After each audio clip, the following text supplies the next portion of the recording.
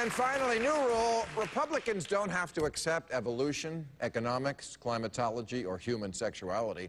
But I just watched a week of their national convention, and I need them to admit the historical existence of George W. Bush. All about that. If your party can run the nation for 8 years and then have a national convention and not invite Bush, Cheney, Rumsfeld, Colin Powell, Karl Rove, or Tom DeLay,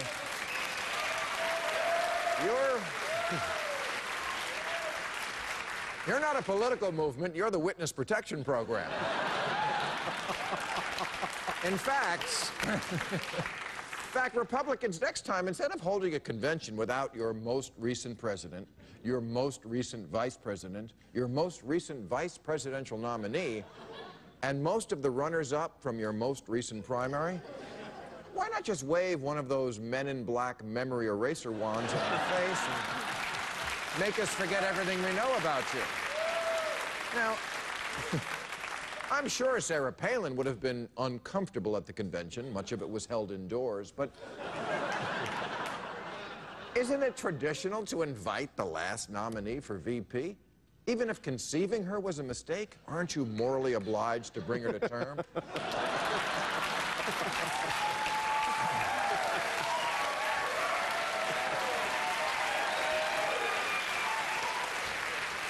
Because if you went by what they said this week, here's how the history of America went down. Okay, first, the Founding Fathers, you know, the original teabaggers, they got the Constitution directly from Jesus. Then the first Republican president, Abraham Lincoln, freed the slaves. And the Republican Party to this very day has never stopped fighting for the black man. Except that Romney and Ryan are now polling at 0% among blacks. They couldn't get a black guy to vote for them if they gave him a Lincoln.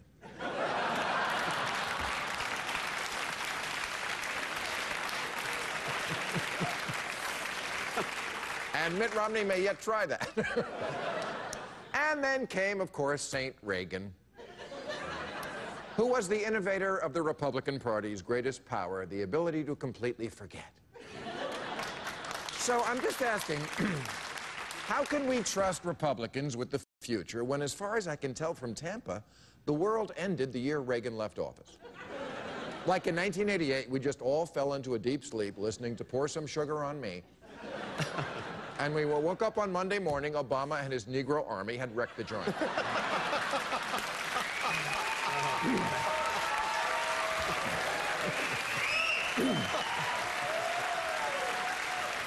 I mean, come on, George Bush was president just 3.5 years ago. They talk about him like he's some vague pop culture reference from way back, like the Snapple Lady or that rap duo who wore their pants on backwards.